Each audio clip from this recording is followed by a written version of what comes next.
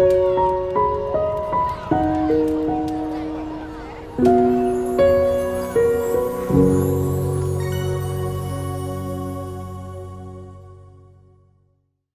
thrilled to see so many people on. Thought I would give just a very brief history.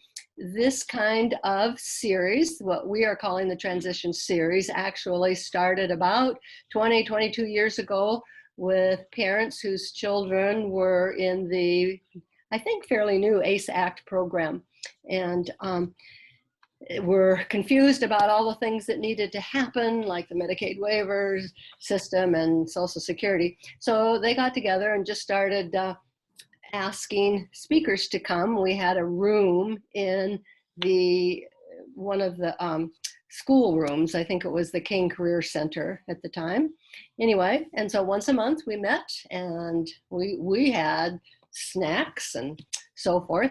And after a couple of years, we lost the school use. They wouldn't allow us in their buildings anymore. So it kind of fell by the wayside. And then 3 years ago, I decided that we needed to resurrect it. 3 years ago. And so we've been doing a little bit, about 6 times throughout the school year.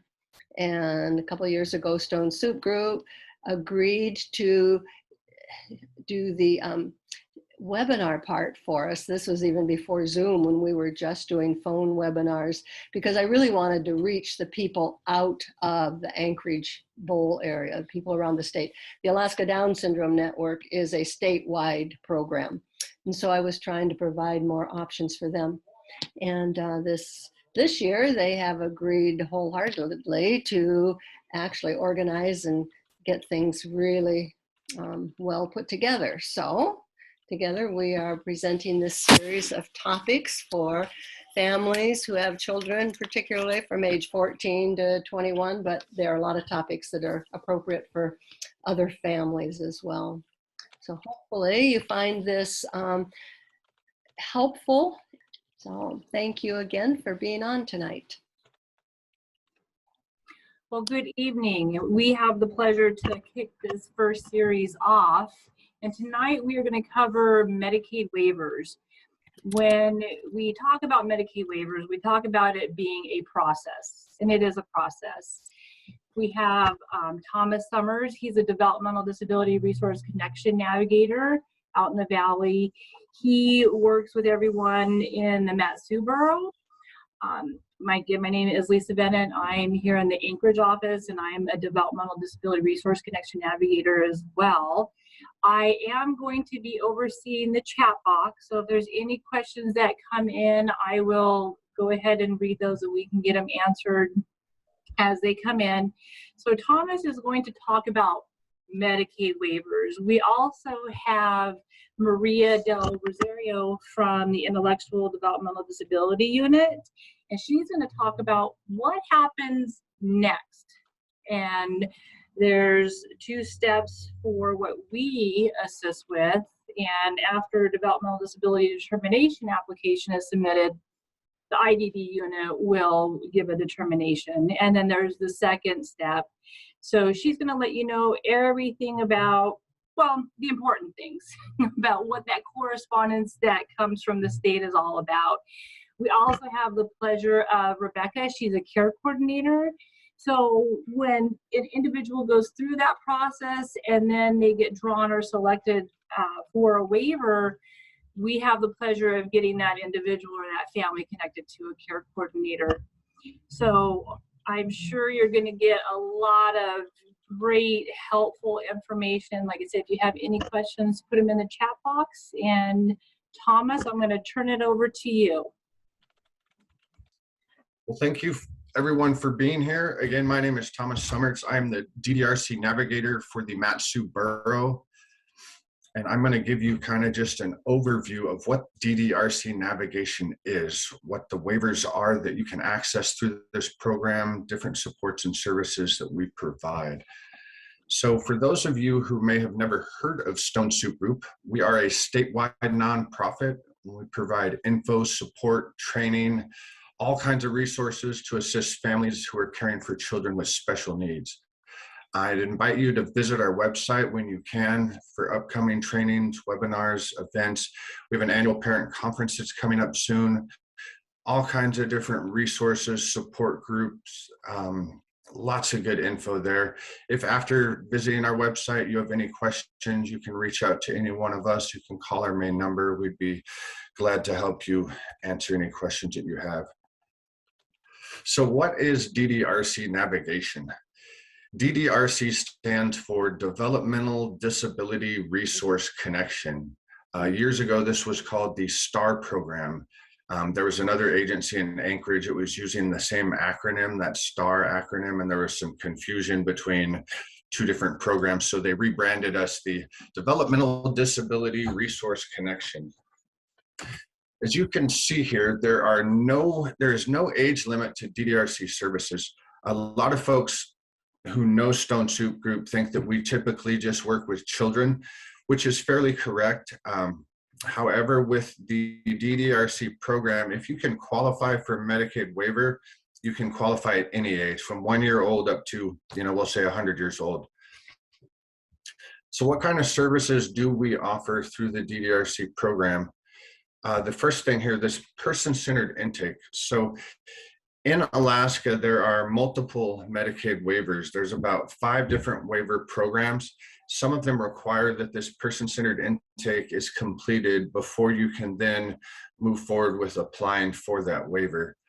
A lot of times we use this person-centered intake for folks who just aren't sure what kind of support they need. It really helps us to determine eligibility for various waiver programs. It asks about all types of different functioning, how you perform, how you do performing, we'll say activities of daily living. And by going through that, it really pinpoints, here's 3 or 4 different programs you might be eligible for. So that said, the DDRC program, we can help with the application process for any Medicaid waiver. This IDD and ISW waiver process, those are probably the 2 waivers that we as DDRC navigators work with the most. And as Lisa mentioned, it is a process. There are multiple kind of steps to hopefully getting a waiver, and we will go over that here. Options counseling. Sometimes we sit down with folks and we explain these Medicaid waivers and programs, and maybe that's not what they need. So that's where we kind of get into this option counseling and really help people to pinpoint what it is they're looking for and really provide them, with the supports that they're seeking. And resources and referrals, a lot of times, when folks are seeking these types of services and supports, there's always additional things that they're looking for. It never seems to be that people are just seeking a Medicaid waiver. It could be that they need help with Social Security, they need help with housing, in which case we are always glad to help aim people in the right direction to other agencies that can provide that kind of support. So down here at the bottom, you can see there are 14 DDRC navigators statewide. Unfortunately, the website is down, so I cannot pull that up and show you the list of all 14. Stone Soup Group has 5 DDRC navigators, myself here in the Mat-Su Borough, and then we have 4 navigators that serve the Anchorage area. That said, all these other agencies that have DDRC navigators, we have navigators in Fairbanks, in Juneau, in Homer, Kenai, Kotzebue, Bethel, Southeast Alaska, spread out all over the state to help with this Medicaid waiver application process. Okay, so these is a list of services that are available through the Intellectual and Developmental Disability Waiver. I won't go in detail on every one of these, but you can see it does provide group homes, assisted living homes for folks that cannot live on their own and really need that type of support. Supported living, for people that want to remain in their own home but need supports in place. Different types of habilitation programs. Respite service, that's one we get people asking for all the time. Respite is a break for caregivers. When you're taking care of someone who has a developmental disability or any sort of disability, it's a lot of work, and a lot of times caregivers need a break, and that's what respite service does. Supported employment, pretty self-explanatory. different types of nursing supports, medical equipment, chore service. Chore service is specifically for folks who physically cannot do the chores themselves. It's not just a request for someone who would like a cleaning service in their house. Environmental modifications, if you need a ramp put to your front door, if you need a Hoyer lift, if you need an accessible shower built, that is all included under this waiver program. Meal service, pretty self-explanatory. Intensive active treatment, my understanding is in a way kind of like cognitive behavioral therapy to really pinpoint a specific problem, whether that be a physical problem, a behavioral problem, could even be a substance abuse issue. So those are the services that the IDD waiver offers.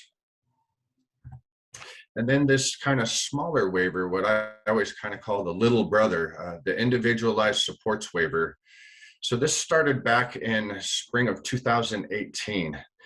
It used to be, prior to that, if you were determined eligible for the IDD waiver, you could get this community developmental disability grant.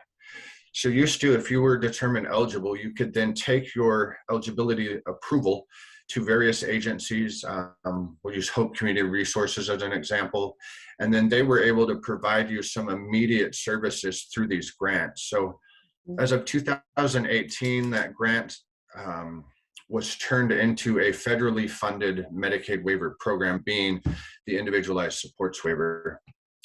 So you can see it does have very similar services as the IDD does, but it's much more limited in the scope of what it provides. $17,500 annually, while that may sound like a fairly large number, it really does not go that far. That said, there are a lot of people who may just be seeking a few services and don't need the scope that the IDD waiver provides. They may just need some day rehabilitation or may just need supported employment. So in that case, a lot of times the ISW waiver will meet people's needs. So you may be asking yourself, okay, well, we see the services that it provides, so how do we get attached to those services? The first part in this process, again, it is a multiple step process. The first part is that someone has to be determined eligible, and that just lets us move to kind of step 2. In order to be eligible for the IDD waiver or the ISW waiver, someone must show substantial functional limitations in 3 areas. By substantial, they mean a 25% delay or second percentile functioning. The areas that they look at for that low level second percentile functioning, so first area, self-care, brushing your teeth, combing your hair, getting dressed, bathing, things like that. Second area, expressive and receptive language. Essentially, someone's ability to understand what you or I are saying. And then on the flip side of that, our ability to understand what they are saying. And please note here that it says expressive and receptive. It's not expressive or receptive. It has to be both. For the category of learning here, to show that second percentile functioning in the area of learning, typically they're looking for a functional IQ of about 73, we'll say, or less. With mobility, gross motor movement is what that is focused on, not really fine motor movement. Self-direction, the easy definition is it's all the behavioral stuff. So someone's ability to, we'll say, focus, attend, stay on task, someone's ability to display appropriate emotional responses, to switch from task to task, things like that. And then these last 2 categories here is capacity for independent living, and capacity for economic self-sufficiency. So when you're 16 years old or older, that's when they take into account these 2 areas also. Can you access resources in the community? Can you keep a roof over your head, etc.? So what do we use to determine, to show eligibility? What are we looking at to find that second percentile functioning? When it comes to young children who maybe are just kind of starting this whole process, have a fresh evaluation, We look at like early intervention assessments, ILP programs, evaluations. The two evaluations that we probably use the most when determining eligibility, special ed records and neuropsychological evaluations. Psychological evaluations are good. That being said, typically a psychological evaluation is focusing on two areas: cognitive functioning and behavioral functioning, more or less. A neuropsychological evaluation will focus on all those areas that we're looking for to determine eligibility. So you'll see testing on a neuropsychological evaluation for, mobility testing. You'll see language functioning testing. You'll see, independent living. It's really more of a well-rounded evaluation to help us determine eligibility. Typically, that's what I like to have, is a neuropsych and then special ed records. In the case that we don't have those, if they're not available, that's when I look to these evaluations from specialists, occupational therapy, physical therapy, speech. Those are all just going to show one area of functioning. But if we have several of those evaluations, a lot of times that's sufficient also. Pardon me. Okay, worthy of noting here, these substantial limitations, because this is a developmental disability program, these limitations must have existed prior to the age of 22. They must have occurred during that developmental phase of life. Okay, so what happens if you're determined eligible? Like I said, this is a multiple step process, and that's really the first step. If you were determined eligible, you will get a approval letter, typically with folks who are not adults yet. There's an expiration date to that eligibility. Usually it's for about 3 years. And after 3 years, they want you to submit new evaluations to show that you're still eligible, that you're still functioning at that second percentile in 3 areas. It also lets us move on to what we call the registration and review. That's really the key to getting a key to getting the IDD or the ISW waiver. It's a very important process. We'll get into that here next. If it's denied, if we submit this eligibility application, we submit your special ed records and a neuropsych, and they say, I'm sorry, we just don't show that you function at the second percentile in 3 areas. If you ultimately disagree with their decision, you can ask for further review, a manager's review. You have 30 days to do that. Let's say during the process of applying for eligibility, a new evaluation came out, like a new IEP, a new ESER, some sort of new evaluation came out. We can send them additional documents for them to review also to maybe change their decision. And then resources and referrals, again, we will always try and provide as much support as we can, refer you to other agencies that may be able to provide some support also. Lastly on here, denied insufficient. Typically, we don't see this too much, but sometimes I have had we'll say like a child who may have come from another state whose special ed records were kind of imported into the district. Sometimes they may not have done sufficient testing to really determine if they're eligible or not, in which case Senior and Disability Services will say, hey, we don't have enough information to determine this. And again, usually they'll give you 30 days to send them additional documentation. Okay, so let's assume you are determined eligible and we move to the registration and review. So again, this is a very, very important piece to getting the IDD or the ISW waiver. There's no guarantee that you're going to get the IDD or the ISW waiver. It is all based on how you score on this registration and review. So what is the registration and review? Essentially, it is 14 questions that we go through that talk about kind of all different areas of life functioning. Talks about living concerns, behavioral concerns, how you do kind of in day-to-day life in the community, living at home, caregiver concerns also. So I tell people like this, if we're going to paint a picture of this individual's life, We don't want it to be a beautiful picture of this really nice house with a white picket fence and, flowers growing here. We want it to be a house that's in need of some repairs. Those flowers might be dead. They need some water. It needs a little uptake. So we're really trying to paint this kind of messy picture as to why this person needs these services. We go through such questions as, does this individual have any behaviors where they're causing physical harm to themselves or to other people? I often tell caregivers and parents, I say, describe to me what a really bad day looks like for this individual. Paint that picture for me.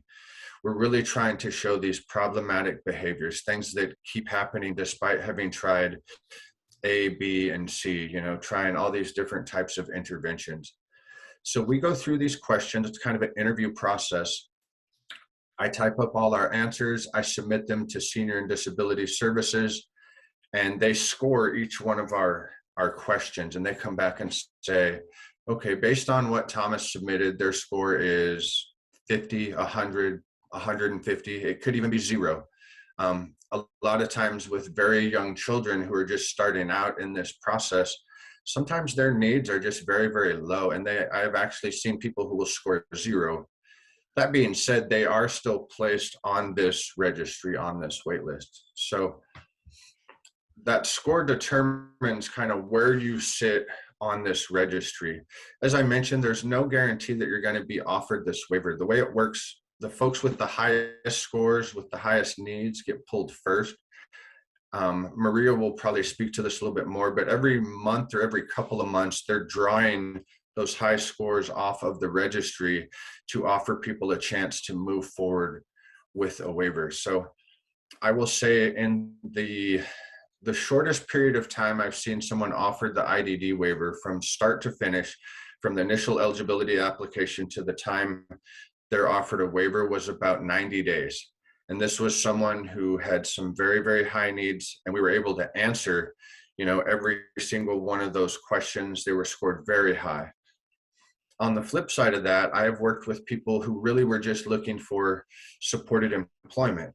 And, compared to other folks, their needs just weren't that high, and they get a low score, and they can stay on this registry for years and years and years without being offered a waiver.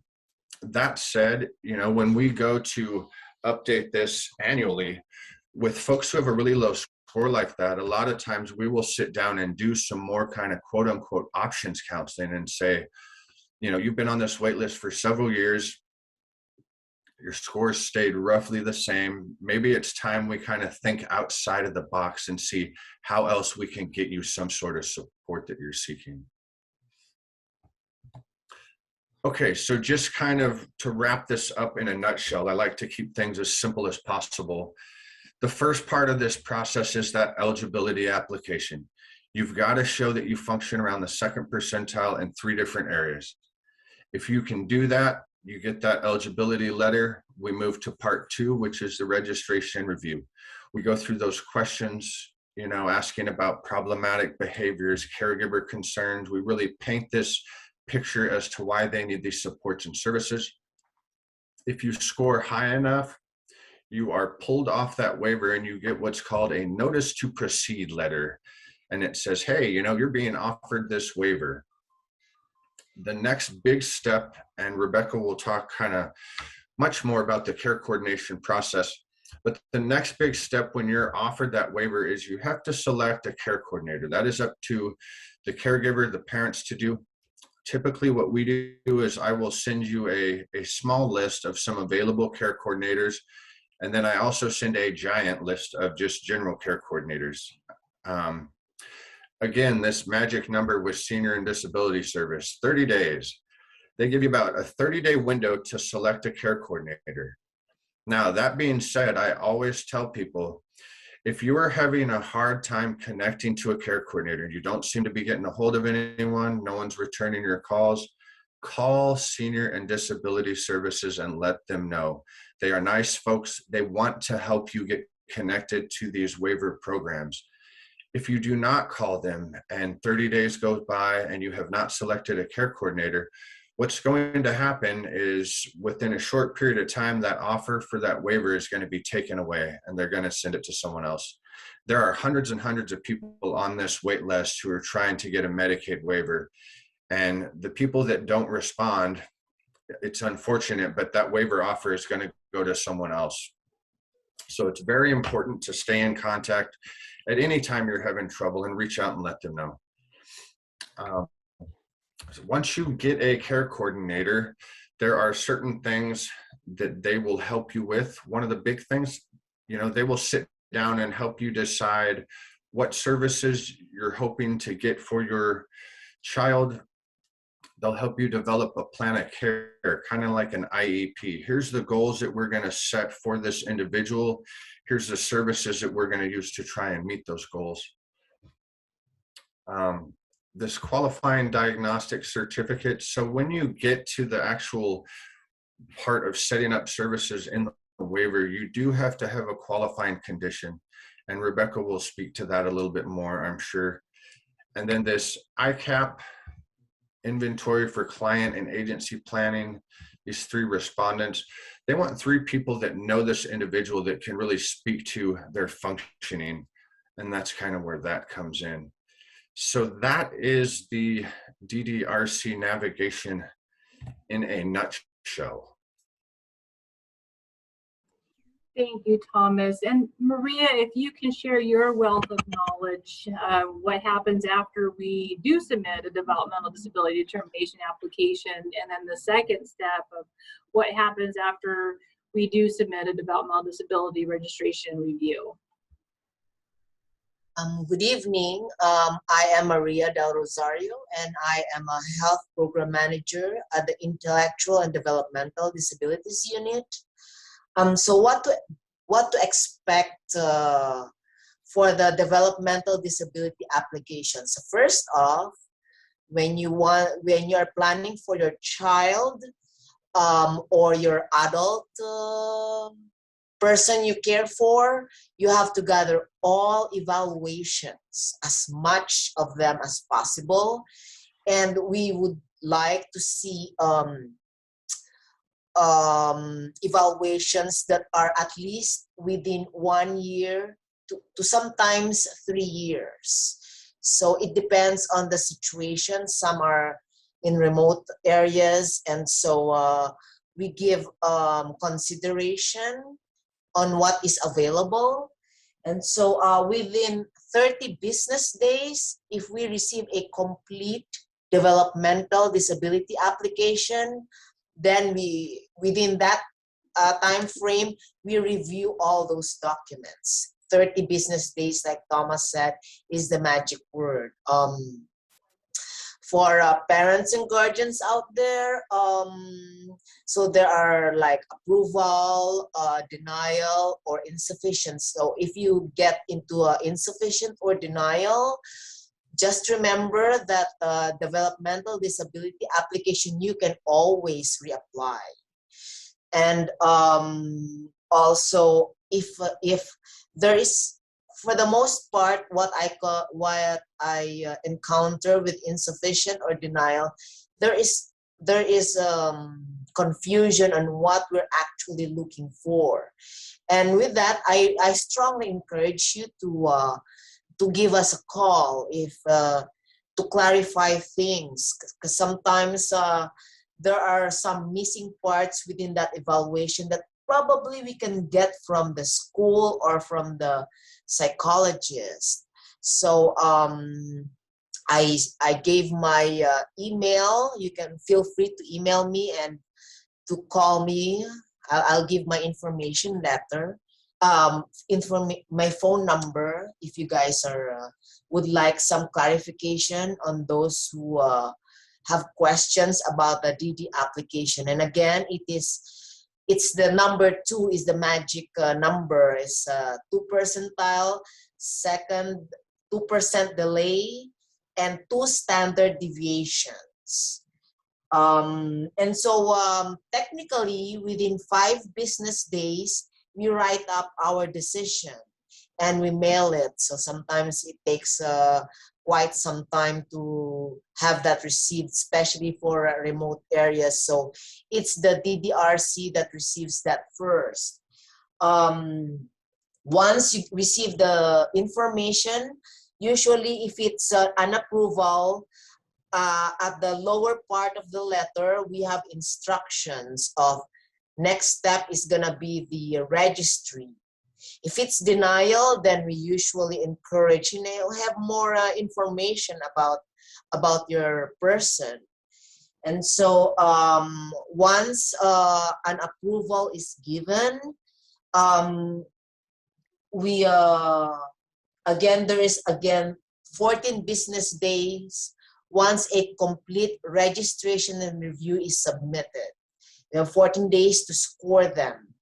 And the perfect score in the perfect world is 318 points. But usually the score range is about 100 plus. That's the highest one. And down to about 40s or even 20s. So that's the score range. Again, like Thomas said, there are 14 questions.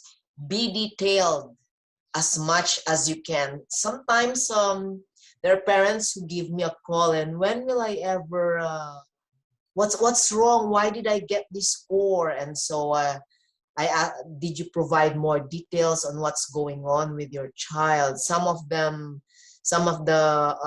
feedback that I receive is that the parents are sometimes hesitant, to state the situation. So be as detailed and as honest and truthful as you can be when answering those 14 questions. And then after 14 days of complete registration and review, within 5 business days, we inform that notice to proceed.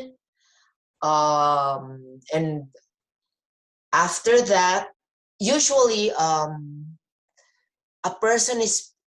there are 50 slots in a year. And sometimes it differs depending on if someone moves out of state, someone does not want the waiver anyway, no response, those variables, then there's more slots open for the wait list. So those are the variables that we take into consideration. Like what Thomas said, we pick up the highest scorers in that registration and review.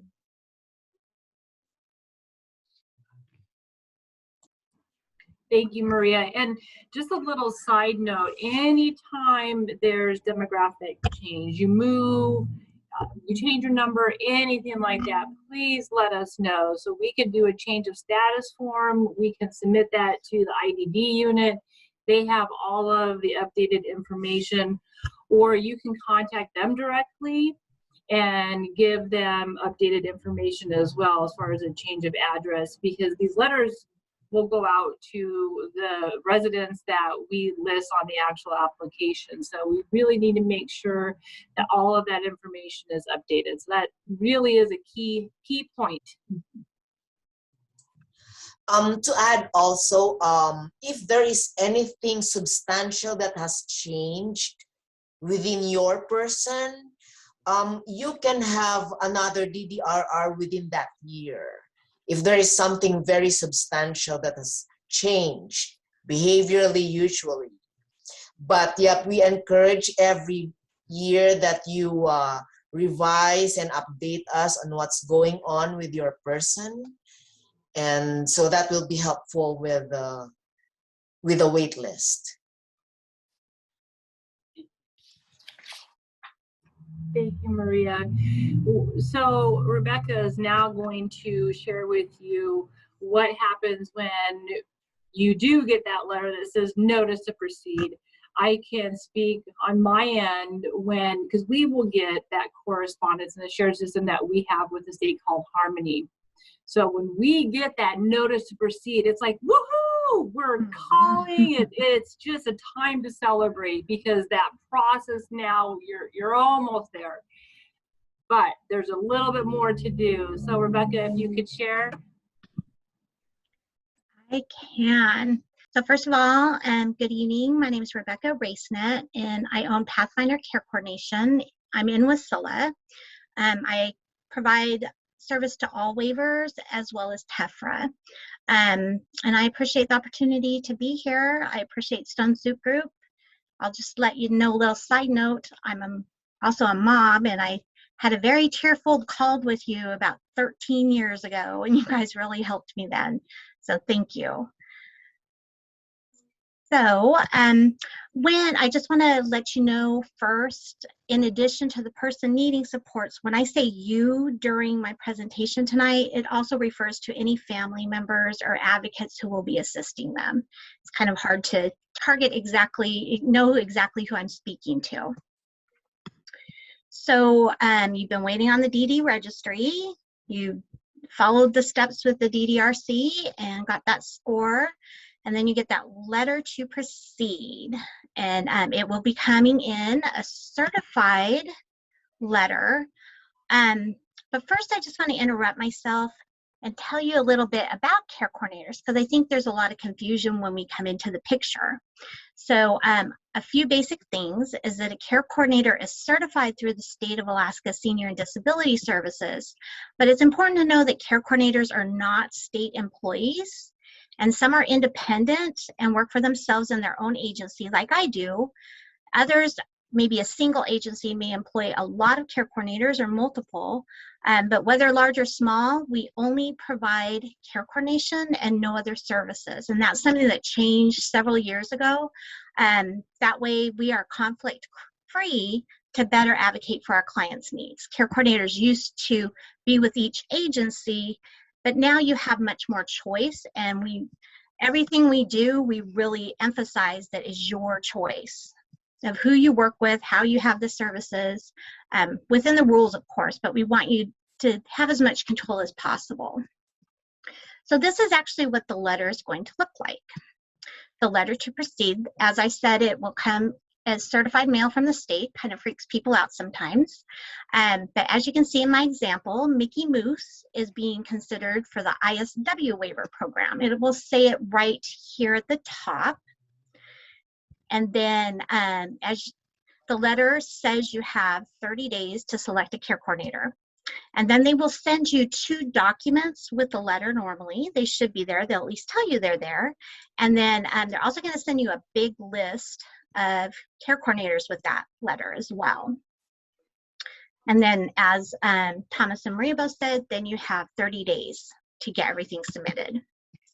So here's all the steps. I'm going to try to explain each of these steps. So first of all, how do you find and choose a care coordinator?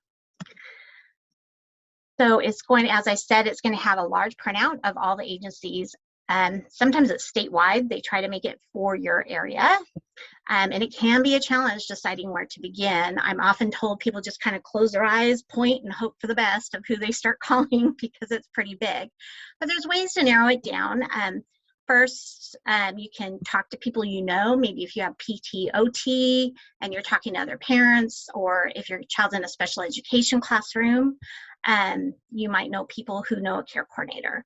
And of course, you can reach out to Stone Soup Group and they can help you find a care coordinator. Thomas often calls me and asks if I'm taking clients, or I'm always willing to. We have a care coordination network. Even if a client calls me and I can't accommodate them, I'll get on the network and ask who has openings and try to help them. Because there was a shortage before the pandemic, and now it's just causing it to be even more so, just like everywhere else. But it can be hard to find a care coordinator. But if you do get a chance to talk to a few of them, there's a few questions that I suggest you go ahead and ask some questions. If somebody calls me and I'm the only one they called, I really encourage them to call a few others, not just for them, but also for me, so that I know that they're comfortable working with me, not just who answer the phone. Okay, so first, does the care coordinator have experience working with clients of the similar age? Do they have experience with a type of service or concern that's important to you? For example, if you have a teenager, ask the care coordinator if they're familiar with transition to adulthood issues, because you're probably going to need a little bit of guidance getting through the guardianship process. Maybe they're interested in supported employments or what life is after high school. And if you feel comfortable, share a little information about yourself and ask them if they feel they can meet your needs. And so this, just really quickly, this is the 2 forms that you're going to get in there that you have to submit within 30 days. You'll have this in the envelope. And so the care coordinator will help you fill these out, and we'll submit them for you right into the state's system. Just a little note, if there's a legal guardian or a power of attorney, we'll need a copy of those documents for us, but also we need to submit those to the state to get access to the record. And then here's a little tip. And I wish I could give this little tip to everybody.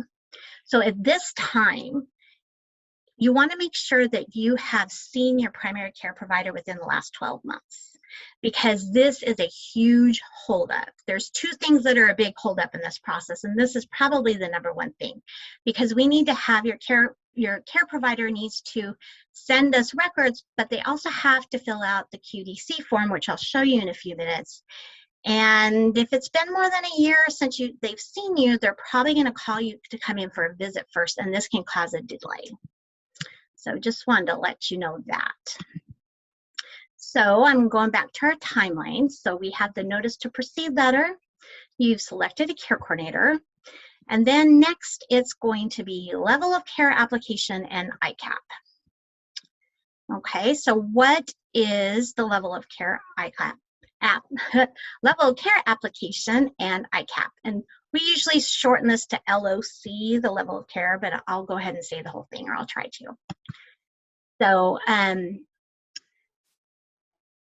first of all, for a person to receive help through the IDD or ISW Medicaid waiver, SDS must determine whether they need the level of care that would qualify them for entrance into, and you'll see this in your letter, an intermediate care facility, or ICF. And now hold on, I understand some people see that term and it worries them, the facility part. And I just want you to understand, it does not mean an admission to the facility. It means that if someone needs an ICF level of care, they may have the same qualifications as somebody in a facility, but they may choose to receive this care in their home and community instead of in a facility. And that's the basis for Medicaid waiver. In fact, if I have a client who's in a facility, they don't get to use their waiver. So just wanted to let you know that. So to establish the level of care, the SDS must review medical evidence, and SDS, by the way, is Senior Disability Services. They must review medical evidence and perform an assessment that's called the Inventory for Client and Agency Planning, otherwise known as the Icap, much easier to say.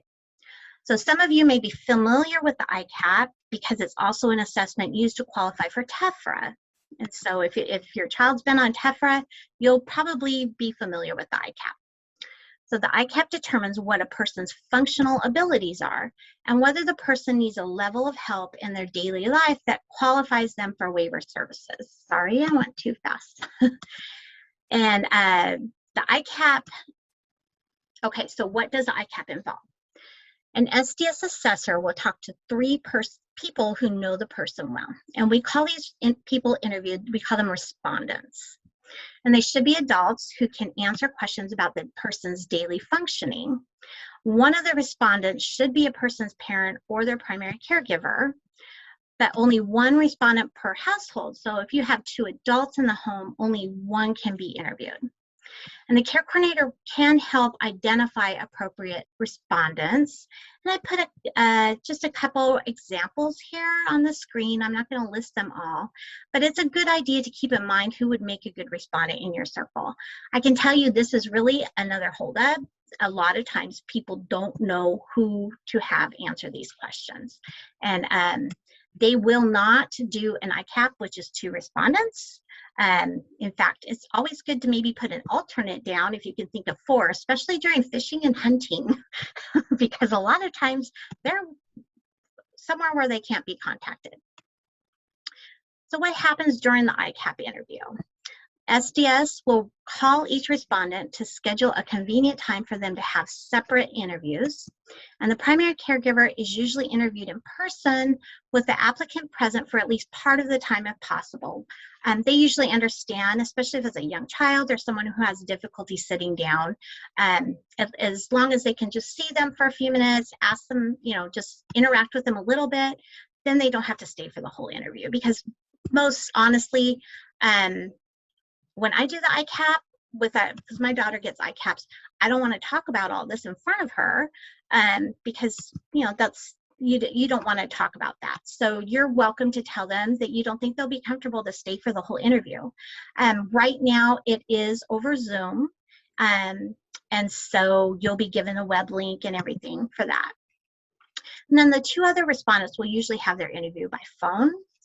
Each respondent will rate how well a person performs specific tasks using a scale provided them to the assessor. So I know a lot of parents who have children that qualify for this waiver or adults that qualify for this waiver. You're going to be very familiar probably with filling out those PT, OT assessments or the developmental assessments where you fill in the dot with the pencil. And Icap's really similar to a lot of those questions. They're just talking about it out loud with you in a conversation, and the respondent will answer those questions. And as Thomas said, you want to paint a picture. You want to be honest, but what I usually tell people is think about your child on their worst day, because that's when they need the most help. And that's really the shoes that you want to be in as you're answering these questions. So the Icap results will be used to produce a score that's going to represent the person's overall functional abilities. And they actually will convert that to an age equivalent that you'll see when you get the results. And sometimes it's kind of surprising. So what does the Icap, let's see, so we already did that part. Let me skip here. So your care coordinator is going to answer a lot more questions and get into depth with you on this. You'll have time to ask them questions, and then you'll get this lovely guidelines for the inventory for client and agency planning. It's a booklet that explains all the details we're required to give it to our clients. It's going to also cite the regulations, and who doesn't love a good regulation, right?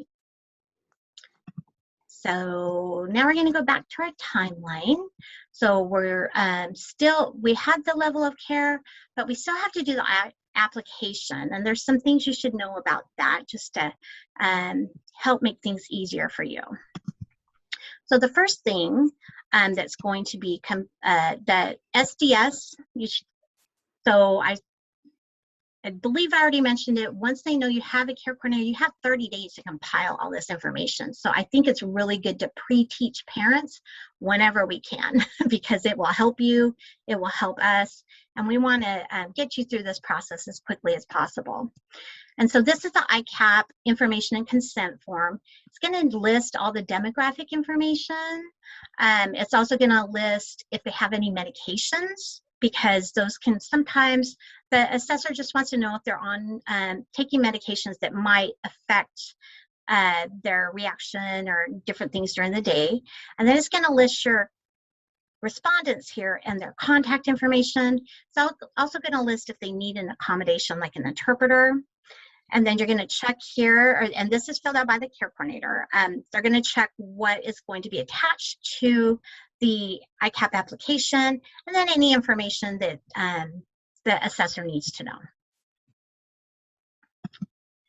And then this is the qualifying diagnosis certificate, and we call this form QDC for short. And as I said before, this is one of the holdups with because we have to have the medical provider needs to actually write the diagnosis code in here. For this waiver, the diagnosis needs to fall within one of these categories, and they need to initial it, and then right down here it lets you know what kind of providers can actually sign this form. And they won't, you have to have the diagnosis code that qualifies them on this. So if your provider is not aware that your child's applying for waiver, or that they have a neurocognitive disability, or that they've had the neuropsych, you're going to want to make sure they have a copy of that, so that, because that's the diagnosis that we're looking for. Okay. So, so not just the ICAP, the interview portion, but I think a lot of people get a little confused about this too, because you've already turned in a lot of documents to be on the waiting list when you get pulled. Well, what they need to do though, because of course, sometimes you're on the waiting list for a while, or things may change because children grow and develop, and we all hope that they'll increase their functional abilities as they grow. But SDS needs to verify that they continue to have a substantial functional limitation. So that's going to include the medical evidence in documents as well as the interview. So it's generally the same type of records that qualified for the DD eligibility, so I'm not going to list them out. But if your child or your loved one has a diagnosis that required a neurodevelopmental or neuropsych for the DD eligibility, and it's been several years, so like recently I just had somebody, it's been 5-6 years since they had theirs. It's a really good idea to get that updated and keep it updated while you're on that list, on the waiting list. They usually won't accept them if they're older than 3 years unless they have some really good other documentation from schools. And it can take a long time to get those appointments. Right now it's like 6 to 12 month waiting list. And so the level of care determination comes in. If denied, you'll receive a letter, and it will include the reason for denial and information about the appeal if you'd like, if you don't agree. And then if approved, you will receive a notice to start planning waiver services. Your care coordinator will also see this notice and will be notified that they have 60 days to do a support plan. And we'll talk more about the support plan in a few minutes. Now I want to just mention one more thing, and then I'll see if anybody has any questions before we move to the next part. So here's a little tip. After they reach that level of care, and SDS is kind of changing the processes, because it used to be after their support plan receipt was approved right before they started doing the waiver services.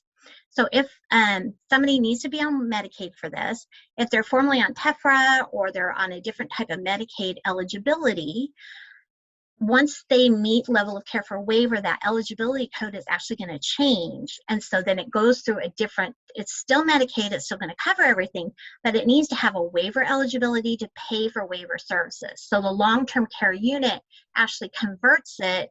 And so they're going to send a request to the parent. Sometimes they'll send it to the care coordinator, but usually we know just because if nothing's happening, then then the parent hasn't responded.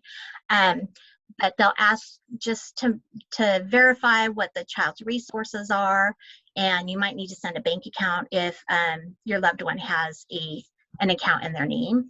And the care coordinator can help you with this. I'm actually having clients fill this out with the paperwork now, and I just submit it for them so we don't have to wait for it. But not everybody does that. And then also, many people get confused. Although it's called a Medicaid waiver, you must still qualify for Medicaid separately, and that's each and every year. They will send you the renewal form to complete each year, not the care coordinator. And most of the time they don't even tell us.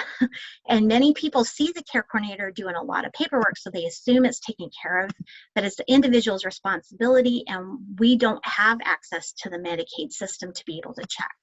So it's usually a couple times a year somebody will not get that form.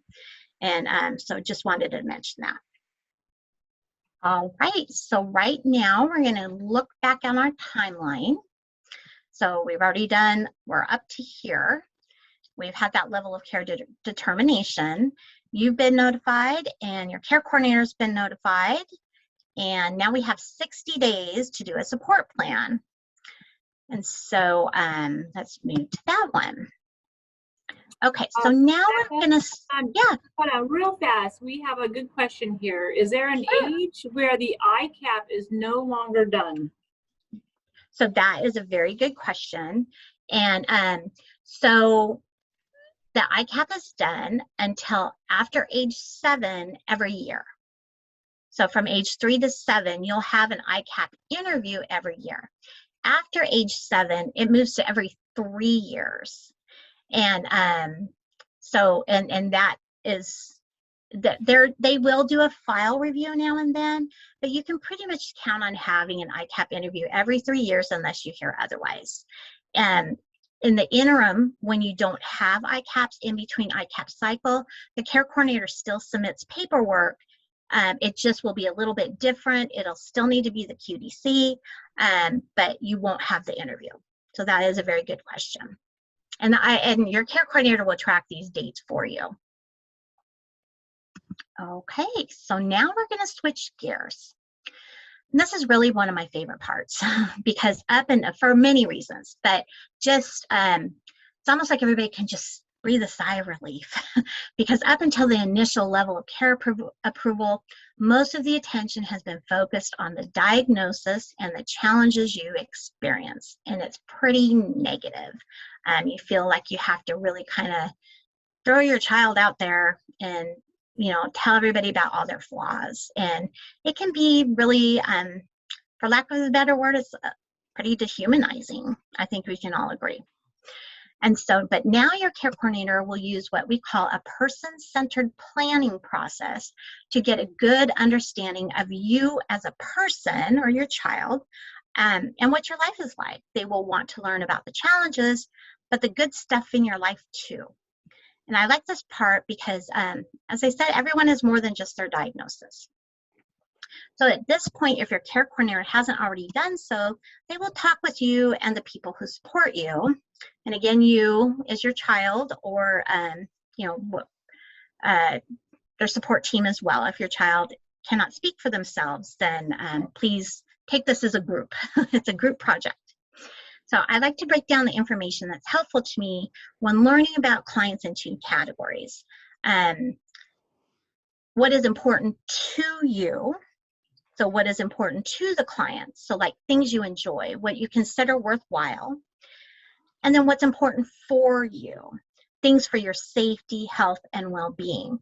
And I find usually it's the clients have much more to tell me about what's important to you.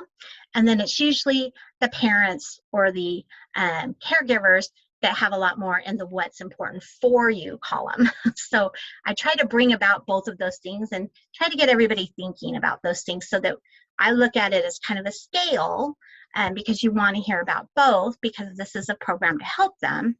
And it's really good also for thinking about their goals. Then I like to learn what kind of supports they already use, like school, healthcare providers, community activities, and family and friends.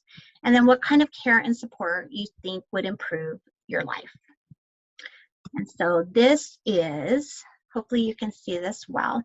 So this is a chart of waiver services. And these first two columns and this column, these are the other types of waivers. Some with IDD will qualify for this one if they also have physical disabilities. And then the CCMC is for children with complex medical care. ALI is for older Alaskans or those with more physical disabilities who are adults without the developmental disability. Okay, so after the care coordinator gets to know you a little bit more and what kind of needs you have, then the care coordinator will tell you about the different waiver services that are available, explain your choices, and help you connect with those who can provide the services who you want in your area. And that includes paid and unpaid supports. So then you will select the service agency that you would like to deliver those services. And that can be overwhelming too. I'm not going to go too much into it because everybody kind of has their own process and ideas, but your care coordinator will help you with that and make sure you have the choices. And the particular services available would depend on your waiver. And like I said, this is a nice side-by-side visual. Just kind of take this one out here in the middle. There are some rules about each waiver services and your service, and your care coordinator will explain those rules to you and help you understand your choices. And then as Thomas said, there are also some service limits. For example, the ISW waiver, they do have the budget cap each year. I do have good news. It actually went up July 1st, 2021. It's now $18,864 a year. Just to give you an idea, that equals, if we're looking at respite, which most people choose because they're looking at some relief at this point. It's usually about 10 hours a week of respite, and then you can choose either 14 dailies or you can substitute 2 hours of day hab or other things in there too. There's a lot of different options. There's not as many services just because of the budget limit. Some of these other services just wouldn't make sense. But you can do a lot of math, and we do, to try to figure out what's going to work best for you and how to make that work for your life. And then it's also good to know, and this is something I really try to help my clients with, and I actually have a little tickler to remind them that when somebody's getting the ISW waiver, they can still remain on the waiting list for that IDD waiver. You just want to make sure that you update it every year, or you will drop off the list. And then you can also update when there's any changes, you know, things that might affect your score. You can update it at any time, but you just want to make sure you do update it if you want that option of the IDD waiver in the future. So once you decide on your services, it's going to be time to complete the person-centered support plan to submit to SDS. Services cannot start until your support plan is approved by SDS. So even though you have your services, now you need to write them down and come up with an actual plan about how you're going to use them. So I've actually really spent a lot of time this last few days trying to narrow this down, because it's really tough to describe the support plan process, because every client is unique and no two plans will be the same. And then every care coordinator is unique and has their own process for gathering the information. But in short, the support plan will be all about you, who you have relationships with, how you spend your time, what your strengths are, and what kind of goals you have for yourself. And then also what the people who care about you hope for you, what challenges you experience, and what works best to support you day to day. It's going to describe the services you want, how you would like to receive those services, and who will provide the services. So once you have decided on services, it will be time to create the support plan, and actually kind of more of the guts to the plan, to submit to SDS. And services, let's see. Whoa. Sorry, I kind of went off there a little bit. My one went backwards to the last screen. I'm glad yours did. Hopefully it stayed on. Okay. So SDS requires us to include the information that's on your screen, just to give them a good snapshot of your life.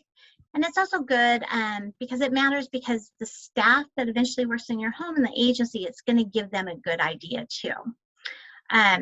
However, no offense to SDS people who are hearing this, I don't write it for SDS when I write it. I really do write it for the staff.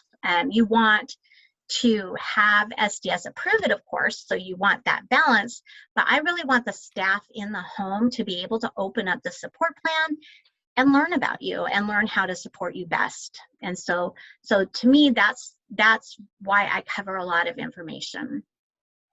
So when creating the support plan, you will be encouraged to participate as much as possible. Choose who you would like involved. That's called the support team. And then you'll even be asked if you'd like to lead the planning meeting if you would like, or if you'd like to have somebody else do that for you. And then your care coordinator will write the plan for you and make sure it has everything SDS requires. Then the support team's going to have an opportunity to review it and sign it before it's submitted. And usually the agency who is actually part of doing the services is definitely going to be involved with this process too, not just to help plan the services and if you have goals and objectives, but also it helps them get to know you better so they can better identify the staff that will be working with you. So after your care coordinator gets everything, they're going to go ahead and submit the plan. And it's going to take a few weeks for SDS to look at your plan. If they have any questions or concerns, they're going to contact the care coordinator, and the care coordinator will contact the support team if there are any hiccups so that we can figure out together. Sometimes they need a little bit more information or want to know why its service is being delivered a certain way. And then once the support plan is approved, yay, the service agency will find staff. Big asterisk right now, honestly, because it's another area where we're very short staffed. But if you do have somebody that you'd like to do the services for you, and if they'd like a job, like if you have a older cousin or a big sister that's not living in the home who's over 18, then they can go ahead and apply with that agency. Also, it should be noted here, a parent or guardian for anybody under 18 will never be able to be a paid provider. Although right now there's a little flexibility for COVID, but as a general rule. And then if they're over 18, a guardian can be a paid provider, provided it's stipulated in the guardianship documents by a judge. And so you'll be introduced to potential staff and decide if you feel comfortable working with them. You'll get a copy of your approved plan, and your service providers will also get a copy. And then from that point, your care coordinator will visit with you regularly, make sure the support plan's working for you. If you need any changes, the care coordinator will help you update goals or do an amendment to make changes to the plan. And then your care coordinator will also keep track of all these due dates, because guess what? You get to do it every year. It's not quite as bad, but there's a lot of, once you get everything done and the level of care date and you're waiting, a couple months to get every services, then really, especially that first year, in a couple months is ready to start planning again, because you do need to do the level of care renewal. It just won't be quite so much because it's not going to be that initial. So I know I've thrown tons of information at you. I'm happy to answer any questions. And I just want to say, I realize this is a really long process and it can be a very overwhelming one. But waiver services really do make a big difference in people's lives. And honestly, I feel honored to be a part of the process, because it's great. And I really enjoy seeing all the heroes we have in the community, both the service providers, the organizations like Stone Soup Group, and especially the families. So thank you. So quick question, had a question about someone who has a DD waiver when it comes to service planning and the questionnaire for initial and renewal plans of care. So I guess one of my things I was going to ask is, it doesn't really, the questions they have on the questionnaire itself for the renewal plans of care, as long as you're being honest in answering those questions, it's not going to interfere with the extension of the support plan and the services that person currently gets. Is that right?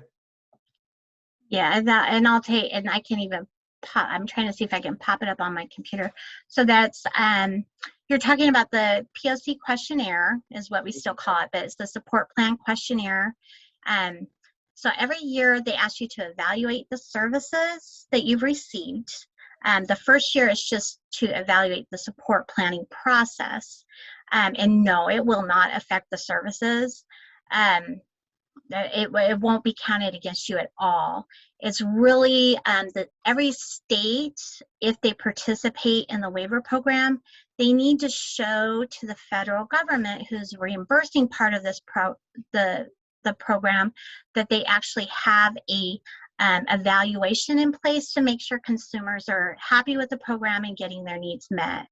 I can tell you, I've been writing a lot of things on those POC questionnaires myself lately, especially about transportation in the Valley, just different things like that, because it can help, I think, maybe in the data collection. But if you have something that you feel you didn't get your services, if you feel you didn't get them how you want them delivered, definitely write that down. Your care coordinator should address that with you actually on the form, and put what they plan to do to help alleviate those problems or resolve them for you. I have a question. I don't know if this is the right place to present it, but my son works just 6 hours a week, 3 hours, 2 different days. And at the moment we are doing a Lyft ride to get to work, and Lyft seems to just have increased its rates a little bit. It's now $20, over $20 for him to go across town to get to work, which means that's about 70% of his income for the month just in his Lyft rides to get to work. And I noticed on the list of things that the waiver provides, transportation services in certain situations. Is this a kind of thing that the waiver can cover? Is your son on an IDD waiver or Yes. Okay. So, and are you there? I hope you're somewhere. Are you in Anchorage or somewhere where there's more transportation options? Yes, he does live in Okay. an assisted living home in Anchorage. Oh, okay, sure. Then yes. So if it is, so there's two things. It depends on what type of assisted living home. So if it's a group home, the group home should actually help him get to and from work. If there's an issue with that, then waiver transportation, you can actually request that and request units, and that your care coordinator will have to write it in specifically how you plan to use that, but that is actually for access to the community. The transportation that you see listed is different from the medical transportation that's provided. This is specifically for inclusion activities, and so I would consider work an inclusion activity and try for that. Okay. And then you would just prior to that, you would select a vendor who would be able to provide that for them. Right, right. So yeah, that's definitely an option, because $20, that's a lot. Yeah. A lot of great topics coming up. In addition to that, going back to our website, there's a section on there called Training and Event Recording Archives. Feel free to go there and you can get the recording of tonight's transition series. Give it a little while because it has to be edited, but it will be up there to view at your leisure or to share. We also have a lot of great other videos of trainings that we have provided as well. So it's there for you to enjoy.